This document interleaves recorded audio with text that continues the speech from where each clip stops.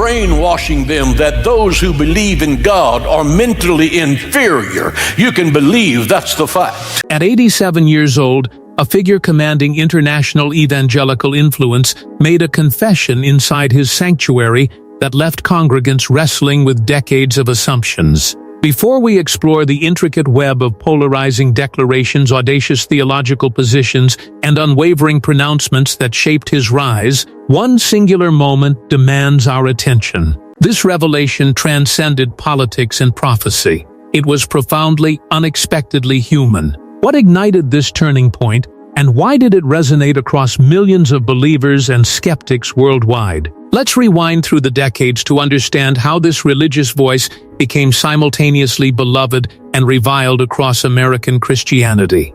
Few evangelical pastors in contemporary American history have commanded both genuine reverence and intense outrage simultaneously. Throughout his expansive career in religious ministry spanning multiple decades, he cultivated a distinctive public persona as an unapologetic communicator who engaged controversial subjects without hesitation, regardless of potential backlash.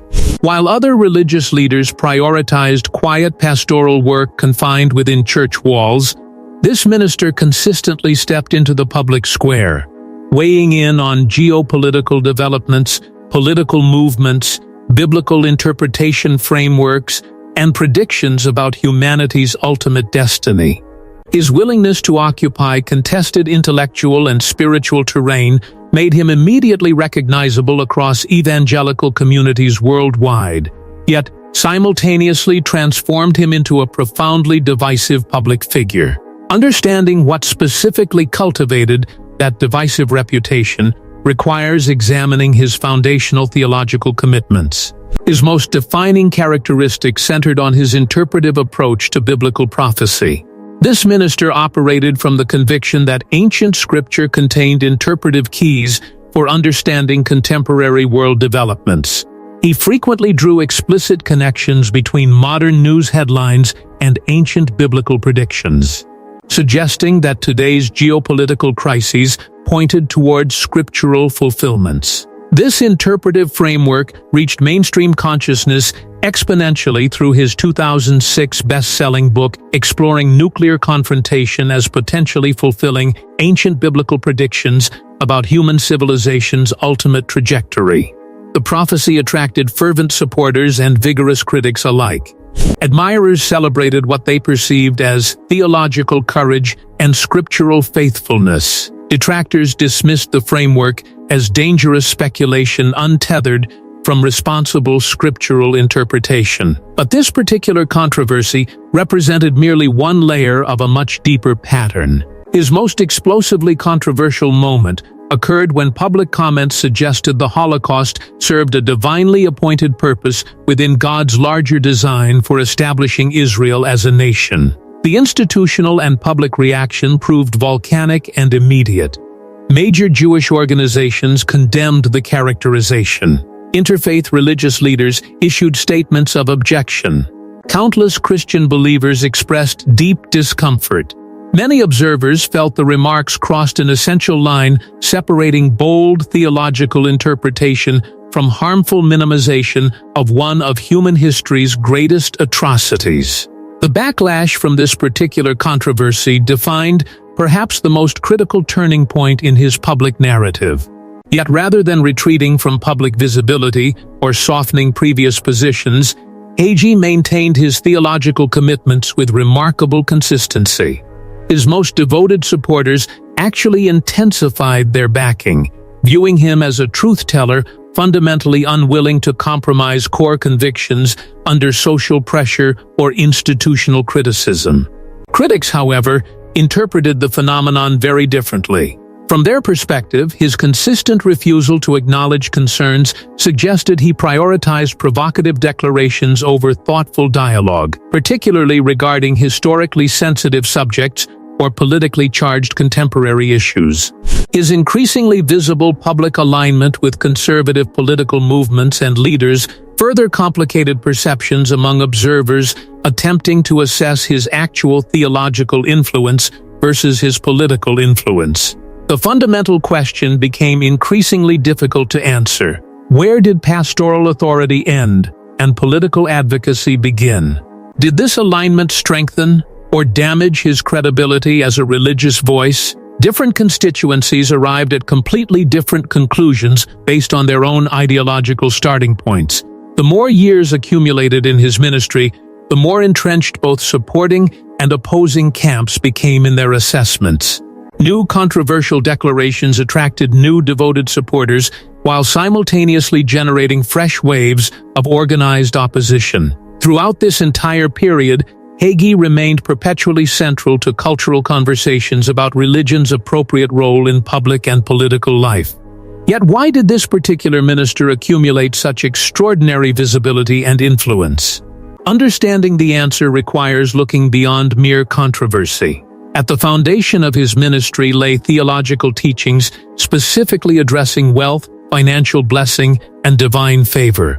These particular teachings influenced millions of believers far beyond what newspaper headlines and television documentaries managed to capture. This theological framework would eventually prove just as divisive and contentious as his more famous prophetic declarations. The prosperity theology he taught became one of his defining contributions to American religious culture.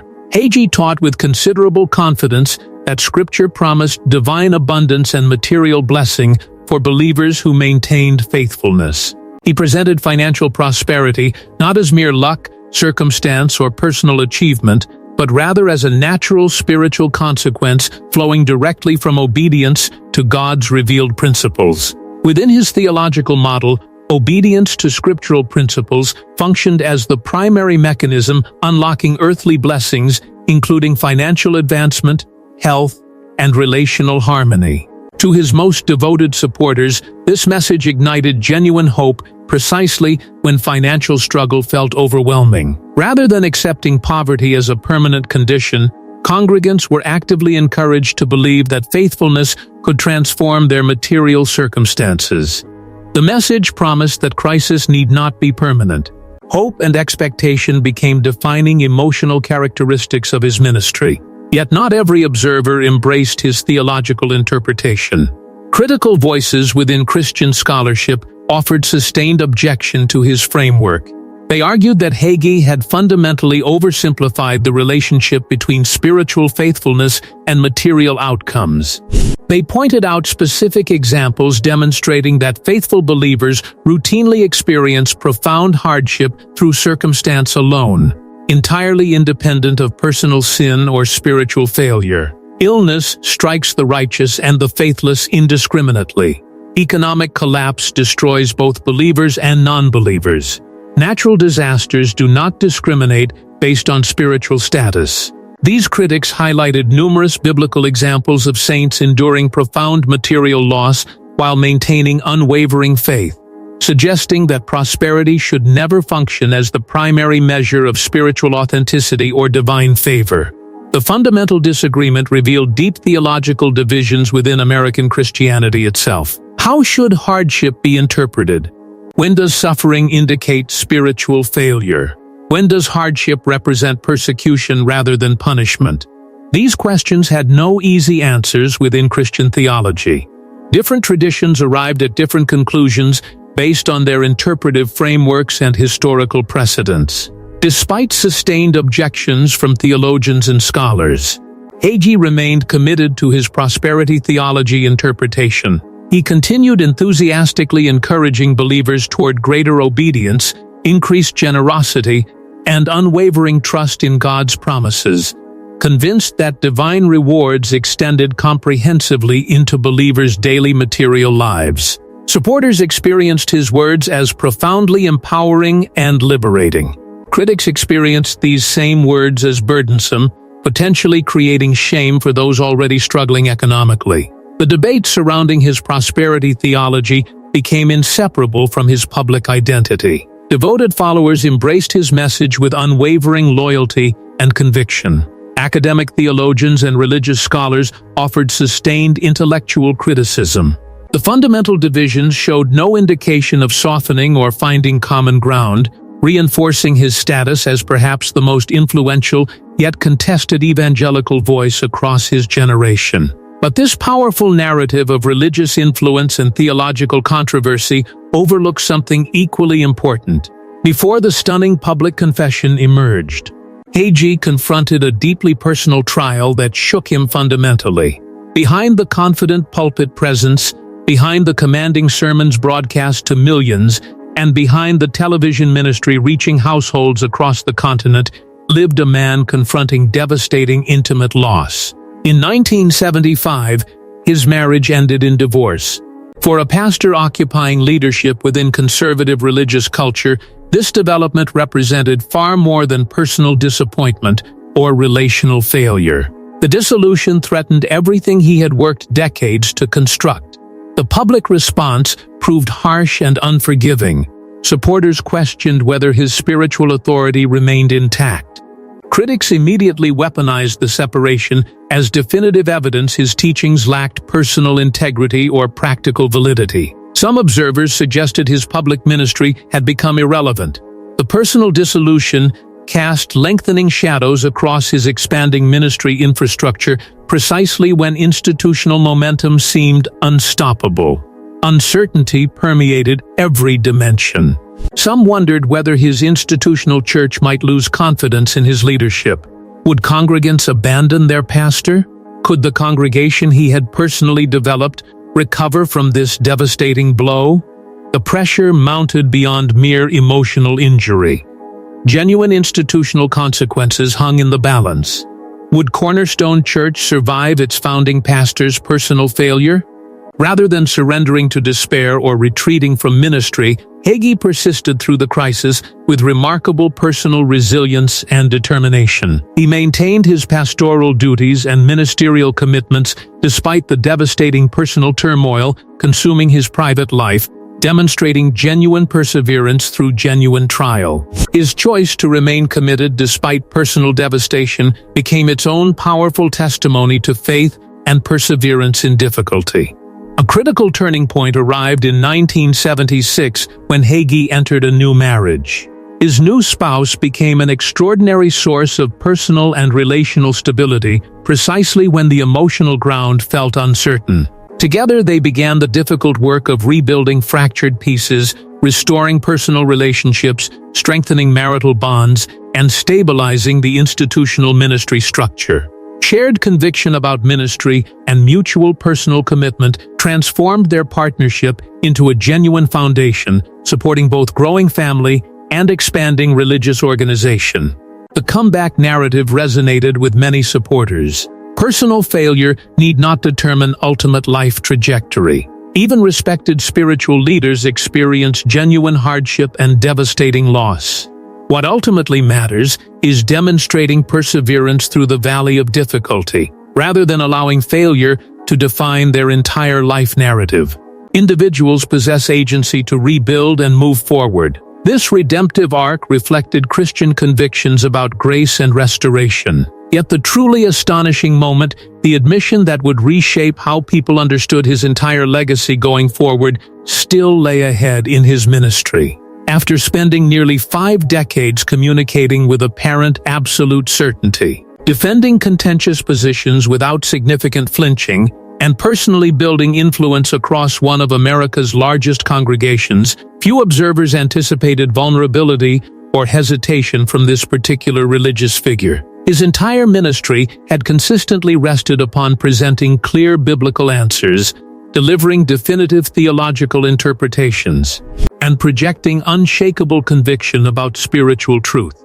Hesitation or uncertainty seemed completely foreign to his established character and public presentation. Then came a specific Sunday service that altered the entire trajectory of that narrative and his personal story. Speaking directly to his gathered congregation, Hagee shared deeply personal reflections that caught many members completely off guard and emotionally unprepared. Rather than delivering another commanding biblical exposition or offering another bold prophetic declaration about future world events, he spoke with surprising emotional candor about his own personal spiritual evolution. Looking backward across nearly 50 years of ministry and spiritual engagement, he made an unexpected personal concession to his congregation. His relentless drive to provide conclusive answers and certain interpretations had sometimes actually prevented him from embracing the deep spiritual mysteries inherent in authentic Christian faith. For a preacher whose entire public identity centered on confident biblical and theological interpretation, this represented something genuinely revolutionary in character. His entire public persona had been constructed around projecting confident theological interpretation and scriptural authority. Yet this particular moment revealed deeper foundations beneath those confident declarations. Rather than weakening his perceived credibility with listeners, his unexpected honesty actually strengthened emotional connections for many audience members. The vulnerability created sudden relatability. His admission suggested something radical about spiritual life. Spiritual maturity doesn't necessarily mean accumulating progressively more doctrinal certainty or theological answers. Instead, it might mean developing genuine courage to acknowledge personal limitations while remaining devoted to sincere spiritual seeking. Perhaps authentic faith isn't ultimately measured by perfect understanding, but rather by remaining faithful despite ongoing mystery and unanswered questions. Faith requires accepting questions that may never be fully answered. Supporters interpreted his vulnerable words as concrete evidence of genuine spiritual evolution and personal growth. His honesty made him suddenly more relatable, more genuinely human, less like a distant authority figure. Ordinary believers recognize that doubt and uncertainty visit everyone on faith journeys, not exclusively skeptics or those weak in faith. Rather than interpreting vulnerability as weakness, they experienced it as strength emerging from spiritual depth. Other observers proved noticeably more skeptical about the confession's authenticity. Given decades of provocative statements and seemingly deliberate public controversy, some questioned whether this particular moment represented genuine personal transformation or simply another carefully calculated public relations moment. Could someone suddenly become humble and vulnerable after spending decades as a boldly unapologetic public figure? Did this confession logically align with his established theology, or was it performative? Questions multiplied among observers, attempting to assess the moment's authenticity. Yet regardless of individual interpretation or personal opinion about the confession's authenticity, the moment reignited fundamental conversations about religious authority, genuine humility, and what authentic spiritual growth actually means in practice. His public confession brought his entire life narrative full circle. The same minister who spent decades making sweeping pronouncements about human destiny, material prosperity, and divine will ultimately reminded his audience that faith fundamentally transcends rational certainty. Faith transcends neat theological categories. Faith transcends absolute doctrinal certainty. Instead, faith involves trust, acceptance of mystery, and commitment despite incomplete understanding. The confession challenged assumptions about what leadership and authority should look like. The greatest faith might be loving truth while living with unanswered questions. Behind the headlines that defined his controversy, beyond the institutional influence he accumulated, past the remarkable platform he built through decades of preaching and ministry, existed a genuine human being willing to publicly acknowledge something vulnerable. Lifelong believers never actually stop wrestling with profound spiritual mysteries. Even those who have preached extensively, organized massive congregations serving tens of thousands, and influenced millions through broadcast ministry continue learning, questioning, and refining their understanding of faith and God. Even at advanced age, spiritual leaders can experience genuine transformation. Even after building reputations on certainty, leaders can discover value in embracing mystery. Even after decades of confident teaching, teachers can learn something essential about humility. The human capacity for growth apparently never fully exhausts itself. Whether this public admission fundamentally changed people's perception of Hagee depended entirely on the individual listener's own spiritual framework and theological commitments. To some observers, the confession revealed genuine wisdom and unexpected humility emerging from spiritual depth. To others, the moment raised uncomfortable questions about the certainty that had previously and consistently defined his entire decades-long career. Perhaps the most lasting lesson embedded within this entire narrative transcends personal opinion about this particular pastor. Can decades of confident conviction gain additional power and influence precisely when accompanied by genuine humility? Can institutional leadership survive institutional admission that mysteries exist beyond complete explanation? Can authority become stronger through vulnerability? These questions resonate far beyond his particular ministry or specific religious tradition. His complete story, progressing from celebrated evangelist through sustained controversy, advancing through personal devastation and institutional recovery, ultimately from absolute certainty toward embracing mystery, offers something genuine worth considering. Whether you find his spiritual journey inspiring, deeply troubling, or somewhere between those interpretive poles, the underlying question remains genuinely compelling. What does authentic spiritual maturity truly look like in practice? What does growth look like? Does growth mean accumulating more answers, or does it mean gaining wisdom to live well within questions? Does authority require certainty, or can authority emerge from honest acknowledgement of limits? His journey invites broader reflection on how society understands spiritual authority, how communities support personal growth, and how faith communities respond when leaders demonstrate vulnerability. Does certainty actually serve faith communities, or does authentic faith require cultivating capacity for accepting genuine uncertainty? The narrative arc itself raises additional important questions. When public figures experience personal failure, how should communities respond? When leaders acknowledge limitation, does that demonstrate strength or weakness? When institutions confronted internal crisis, can authentic recovery include acknowledgement of past certainty being incomplete? Perhaps one dimension of this story resonates most powerfully, the possibility that people can change. That certainty need not be permanent, that leaders can evolve. That vulnerability need not destroy authority, but can actually deepen it. That mystery might be not threat, but gift. That living well sometimes means accepting what cannot be known. What is your genuine perspective on this extraordinary confession? Do you interpret it as authentic spiritual humility emerging from years of reflection, or do you perceive something different in his words? Do you believe this moment changed his fundamental theology, or does it represent something else entirely? Leave your honest thoughts in the comment section below.